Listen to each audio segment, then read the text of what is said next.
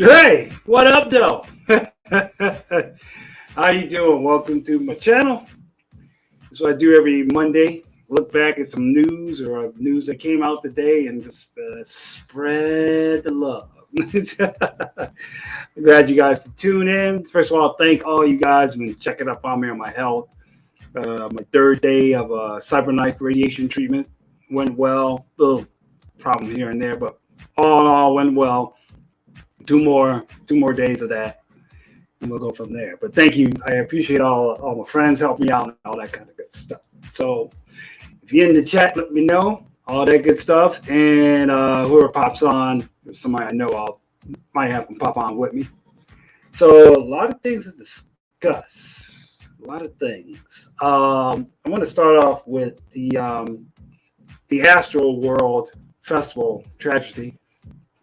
If some of you didn't know, last night, if I said this right, Zara Blunt, the 9-year-old, he was medically induced coma at the hospital for the last few days. He passed away from his injuries. That makes the count 10. 10 people that passed away from the tragedy of this festival. There's over 100 lawsuits now in the works. Didn't realize this, that also added to the lawsuit is Drake. Drake performed also. And I surprised I didn't hear this earlier because it was all concentrating on Travis Scott and Live Nation for what happened. But Drake has been put on the lawsuits now. Let me read something from the CBC. If I can find it here. Here we go. Canadian rapper Drake might have known about the tragedy unfolding at the Astroworld concert in Houston before he took the stage, has made him a defendant in some of the scores of lawsuits launched against the deadly event. Allegations about Drake is that he also should have been aware that people were being injured and hurt. One of the lawsuits, if I can find it here, a young lady named Kristen, who lives in Texas. She alleges the Toronto rapper, who is referred to by his real name, Audrey Dre Graham, helped incite the crowd. And he continued to be on stage with Scott as the crowd became out of control. What I'm getting, what happened was, after Travis Scott tried to get the ambulance to come in, grab the people that are hurt and all this kind of stuff, he continued with the concert, and then Drake came on while police said they were getting ready to shut down the concert. So that's what's going on. Drake's now a part of this, unfortunately. And to bring up, my dad brought up an interesting point. Is it the artist's responsibility for their fans? Sometimes the artists get caught up in the moment, have fun. They don't notice things, maybe. I don't know. You can take it like that. But I have seen a video of different artists, including like Billie Eilish, I think the Food Fighters, Adele. There was another rapper, I can't think of his name is, that have stopped the performances to see what's going on in the audience. I can tell you firsthand, I went to a country concert maybe three or 4 years ago, and there was a girl being, I don't know, abused, maybe getting messed up by a guy in the right at the front stage, and the singer at the time stopped the concert and asked was she okay, and then had security escorted him out. So I don't know. It's an interesting question. The responsibility of an artist. You got your fans there. Are you responsible for their actions? Are you responsible for their health and their well-being when they're at your concert? I have heard a couple of things like there was a security guard who said he saw on the internet that people was talking about bum rushing the stage, and he informed the supervisor who didn't do anything, so he decided to take the day off. Another thing I heard that somebody or some people will go around injecting needles in other people, might have started people rushing the gate.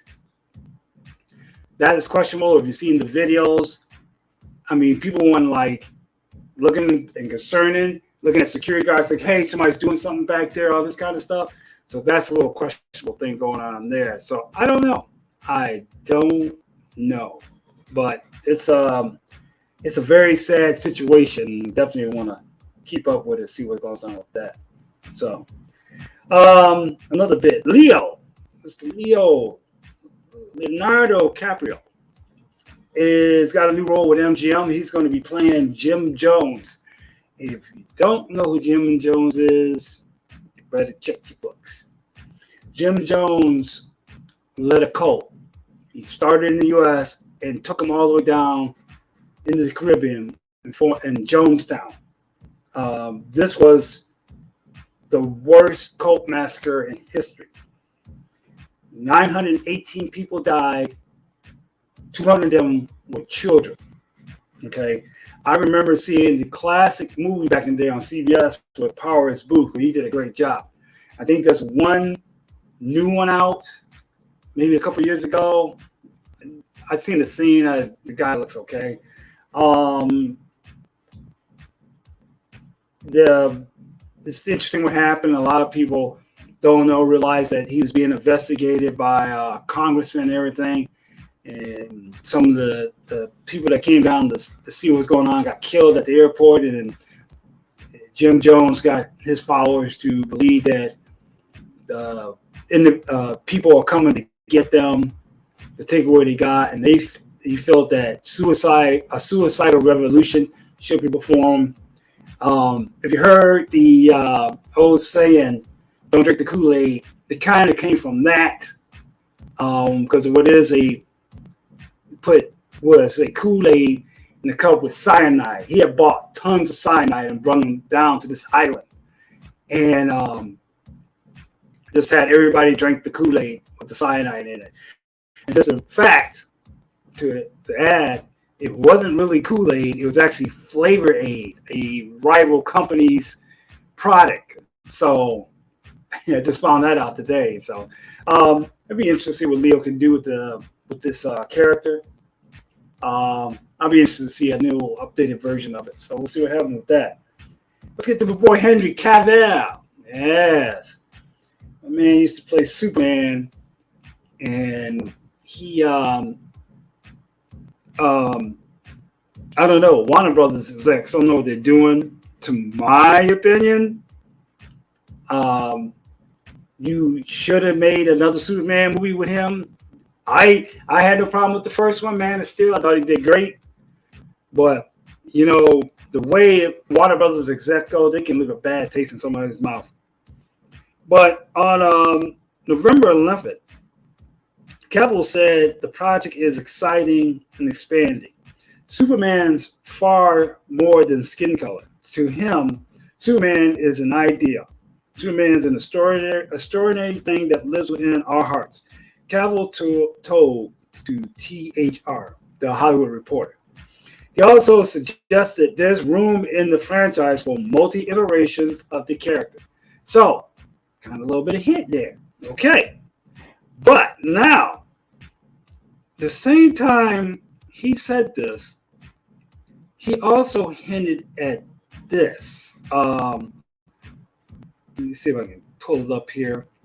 About him and the MCU.